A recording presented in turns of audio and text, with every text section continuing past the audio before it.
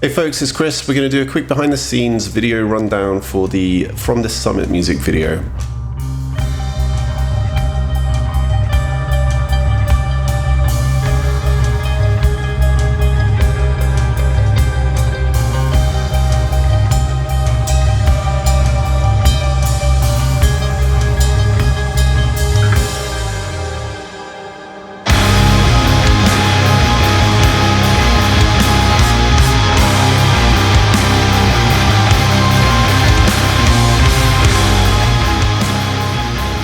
So we didn't have loads of money to spend on this video, so we wanted to do as much of it as we can ourselves, and it's a good opportunity to learn.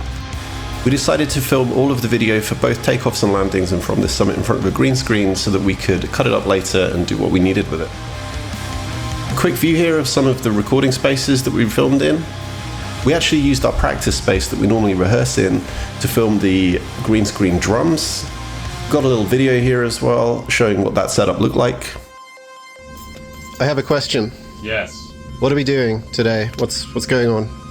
We are doing video for Summit, and we're doing a practice. Oh. For the guitars, we didn't need as much space as we needed with the drums, so we actually filmed this in my office. We only needed enough room for a person to be able to stand in front of one of the green screens, so this was plenty of room. When we were filming every take that we did, we filmed from 2 or 3 different angles just to maximize the amount of time spent. And once we had takes for all of those angles done, the next step is to take it into DaVinci Resolve and remove the green screen. So here we are in Resolve. I've got a project here with all of my source footage. I've got the song here down at the bottom. I've actually got a click track on it as well here. And at this point I decided this is when I wanted to start aligning all of the video to the music. I've got basically a guide track that I wanted to use, so I know if I align everything to this, it's all going to be in sync when I take it into Blender later. So I'm just using the 3D Keyer effect plugin here in DaVinci Resolve. It's part of the base package to remove the green screen. Once I'm happy with the key that I've got in DaVinci Resolve, it's time to export that video with the alpha channel so that all the black areas here are transparent. I chose to use the GoPro Cineform video codec, 16-bit. Specifically need to make sure that this export alpha option is checked here. After that, you'll end up with video that has all of the pixels here that you can see opaque and the black areas that I've keyed out transparent, and that's ready for import into Blender now. So here we are over in Blender. I had made some scenes ahead of time. I made about 2 or 3 of them, so I decided that I wanted to have one different scene per person so they had their own space for the performance in. Here we have Tom's scene that he plays in. It's basically standing on top of a big plinth with these kind of hyper cubes going on in the background, and he can play on top of that and the camera can move around him. The way that I manage all of the green screen footage is I've got this actors collection here, and I've got all of the different angles that I took for Tom in different collections within that. And I can toggle one or the other off as needed for the particular piece of footage that I'm trying to export for. So let's have a look at the far footage. Inside of that, I've got a mesh plane with the video projected onto it, straightforward. I've got a camera for that particular plane. So I've got each piece of footage has its own camera. So if we switch over to the handheld footage, for example, I actually ended up parenting the camera to this image mesh so it moves with it. But let's set this camera as the active one. There we go. The focal length on this camera is slightly, or the f-stop, sorry, is much lower to blur out the background like you would have if the camera is close to somebody. Little of what's going on in here. So I have this modifiers collection here. I've got modifiers for the kick and the snare. That's imported as F-curves from the audio. I actually went into the recording sessions that we used for tracking and took the kick drum and the snare drum stems. Actually baked the level of the volume for the kick and the snare drum onto the position of these kick and snare drum empties that I've got here. Let's have a look at those quickly. Let's go look at the snare. As I play the song, you see that they're moving. What I wanted to do with that mapping of the kick and snare intensities to those empties is to make objects in everyone's scene start acting like lights. So this hypercube in Tom's scene, some of them act like the kick, some of them act like the snare. So for example, this kick hypercube that I've got here, it's got a driver that is mapped to the Z location of the kick empty. So as the kick empty moves up and down when Vince is playing the kick drum, the emission strength of this material is going to go up and down. Similar goes for the snare here. Whenever Vince hits the snare, this material gets brighter as the snare's heard. Let's have a look at some of the other scenes that I was using for people. So I've got Andy's scene here. What I wanted for this scene was to have a little bit of a nod back to our live shows. So we have this kind of scene going on. It's a box in basically free space. I've got an HDRI for a little bit of ambient lighting going on here. And it's got these light strips which are mapped to the kick and the snare as we had before. There's the kick going on these three, and there's a material up here which is mapped to the snare. We've got this video wall in the background, which I wanted to make it a bit like an LED wall sort of thing that you might get at a live show. We're actually using the same video that we use for this song whenever we play live with video, so it's got what you'll see going on in the background.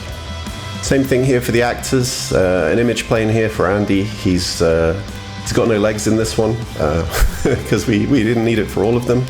Some of the shots have got legs, but not all of them. We've just got a bit of volumetrics as well to fill out the lighting when these things are emitting light. At some points during the scene when the lights are bright especially, you'll blow out the actor and the actor will just be completely dark. So we've actually got a light like this in some of the scenes which is acting a bit like a fill light, and that's just to light the front of the actor when there's light going on in the rest of the scene. I also modeled and added some of these strobe type of lights at the top. I didn't end up using them very much at the end, but it's not really too much point in getting rid of them. They're there so they can stay there. So we had this fantastic artwork done by Jim Cork, which is absolutely awesome, and I really wanted to make one of the scenes kind of based on that concept, because I really like this. I think it's super cool, so I wanted to see what I could do with it. So I decided to make Matt's scene based on this artwork, and effectively ended up making a 3D representation of what's going on there. So we have this triangular kind of monolithic shape going on in the background here, with the wires coming down as they are on the artwork. And I wanted to pop these little blue square sections out a little bit at front of it. You'll see on here there's loads of texture going on in some of the parts, and I really wanted to be able to reproduce this in the 3D scene. So in fact, all of this entire scene is surrounded by this emissive sphere that's got this noise texture shader going on here. So there's some noise going on. It's being mapped to this nice cool blue color, which is the one that's used on the artwork. And I'm just tightening up the noise here a little bit and setting it as the surface material on here, and that provides the light, and it provides this kind of speckled material going on. And this is what's lighting Matt in part of this scene. Again, I'm using these fill lights so that when stuff's going on behind him, his video is being lit from the front too, so that you can actually see him.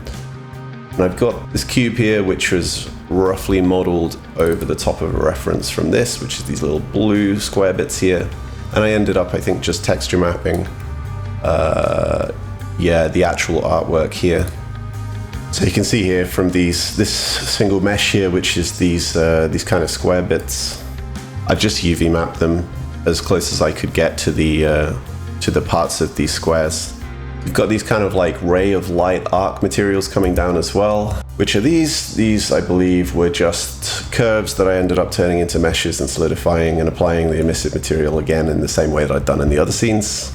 And a bit like in Tom's scene, Matt is stood on this big plinth and performing kind of like high up in front of the artwork here. So I think that's a pretty cool looking little scene going on there. We got lots of different sources of light going on in here to keep it looking interesting. I also decided I wanted a different look from each of the scenes in the beginning of the video to sort of from the middle point and onwards, when it kind of changes in its tonality quite a lot. So I ended up tweening a few of these textures and some of the environments as well with just keyframes to change effectively how bright they are and stuff like that, to have a brighter look at the beginning of the song, moving into a more dark and moody look towards the end. For my own scene, I decided to do a kind of long tunnel sort of thing, which is rotating around as it goes. You see it just spinning there. We have some volumetric smoke in the middle to fill out the area. Again, similar ideas. We got this red emissive material on the inside of these rotating structures. Similar to Matt's scene, I ended up using for the later parts of the song this emissive noise sort of material here, which is animated and just gives a bit of interest and light to the scene. And around the outside of these structures that are rotating, I've got this kind of wireframe section which is mapped to the snare. Now, I wanted to put in a bit of an Easter egg in here, and at first I wanted some dust particles, basically just for a bit of interest to be blowing across each of the scenes and give it a bit more volume and space. You might have spotted some of these already. There is this one little guy. So based on the artwork some of the artwork for the patch and stuff like that Alice did for us, I modeled this little bird based on the reference for it, so this little bird guy. And I decided I'll use him as the dust particle. So he's got a little slightly emissive kind of frosted glass sort of material going on. I don't know whether we can kind of see it. So he's mostly transparent. He's just a little frosty looking guy. And we have this big emitter over the top. And as you can see here, this emitter is just creating thousands and thousands of these little bird models, and they are floating down and floating around in the wind and stuff. So they're not super visible. It's a nice little Easter egg that I thought I'd leave in. They're basically acting like dust particles, and I think they're in most of the scenes. So with Vince's scene, I did a pretty similar thing to mine actually. I wanted a sense of scale and space. There's these structures going on in the background with this array of these triangles going back and rotating over time. But we also have this floor material, which is kind of cool. Since the theme of the song is around mountains, I wanted to create like a little mountain range on the floor, and we've got this wireframe sort of shader going on, which is just lined up here, that is shading all of the edges that are on this mesh. So I subdivided this mesh loads, had a quite high poly originally, and then used the decimate modifier on it to bring it down to just some slightly uneven looking tries everywhere. Actually, there's a few quads in there as well, but whatever. I just wanted like a relatively low poly mesh that had some interesting variation in its distribution. And this wireframe shader here basically is just applying this color, this emissive color, to all of the edges in that mesh. But over time, this mesh actually is moving up and down. All of these points on this mesh are actually moving. Like if we watch this one here, a few frames later, it's moved, and they're moving again. So over time, this mesh is kind of undulating and moving as if the mountains are revolving. And I just did that using this noise texture here. We've got a 40 noise texture, just modifying the W factor of it here with a driver that's just set to the frame number divided by some 400 or something. So that is making the mesh move and kind of flow under Vince as time goes by, and that's just mapped through to the displacement of the material. Like I said, loads of cool volumetrics going on in this particular scene. So we have these thick clouds going on in the background that just give the light a little bit of interest and break it up a bit. And that's a pretty big just volume cube going on there with the noise texture applied. Just gives it a little bit of moodiness in the background. But something that I really like here that I brought in later, I think around frame 500-ish. When it gets a bit darker, I needed something to counteract that. And I have this kind of almost nebula-like volumetric cube going on, which is giving a load of depth and a load of kind of little particles, like dust almost style particles going on, which are floating through that space. We zoom out a little bit, you can see here what it looks like on a wider scale, and I just think it makes this scene look really cool and kind of otherworldly.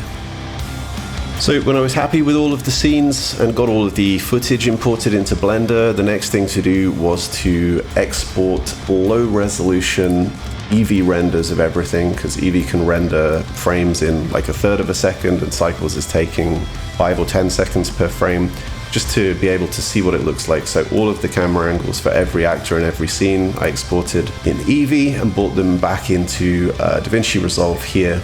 Now obviously it doesn't look perfect. You can see here there's these weird white haloing around some of the edges in places. The lighting isn't very good, like for example in Matt's scene, because he is not being front lit by anything. There's no global illumination in Eevee that can, well there is, but I didn't want to bother trying to use it because I'm not going to use Eevee for the final renders. So some of the actors in these particular exports, they are not lit properly, there's some artifacting going on, but the whole point of this is to just try and get a take that I like the look of, and basically the flow of how each scene is going to be cut together, because I want to minimize the amount of time that I'm spending exporting in cycles, so I want to be pretty sure about which shots I want when. At the point in time that I'm happy with how this cut is looking and I don't want to make any changes, the last thing to do is to go back into Blender, focus on those particular shots. Let's find one here. Yeah, so for example, with this shot of Vince, the perspective is off. The camera needs to be raised up a little bit and pointed down towards the ground, rotated down, because this camera is higher than here. It's the perspective is different. So there's a few tweaks to be made here. Some of the stuff with camera motion as well just needs to be fixed up so it looks as though it's actually there in the space. I didn't want to do this for all of the takes because there's a lot of footage in this project. I only need to do it for those takes which are actually going to be used, so this is the time to do that. And finally, when everything is put together and all the perspectives and camera movement are corrected, I've got this little spreadsheet here, decided to nerd it out, and from DaVinci Resolve I can just grab the start and end frames of each of the shots, which camera it was that was used for that particular shot, and just start building out my full cut roll. Decided to get a bit nerdy here as well and make sure that I wasn't putting too much of any one particular camera or too much of any one particular person in any of the shots. We'll see how this turns out. I haven't filled this out yet. My last task to do here is to just take this list as my kind of cut sheet and start exporting in full resolution in cycles for the final cut. I think I'm going to export in the EXR format for the final renders. At the moment I've just been using PNG, but EXR just lets us have a lot more control over the dynamic range and the light that is used within the scenes. So when that goes into DaVinci Resolve, there's so much more flexibility with OpenEXR. So yeah, thanks for watching. I hope this was interesting. It's certainly been a big learning experience for me. I am not very experienced with Blender at all. Probably before this I had used it for maybe 10 or 15, 20 hours or something like that. So I was basically a beginner and feel like I still am really, but it's pretty incredible what you can do with tools these days. So thanks for watching and I hope you enjoyed the video.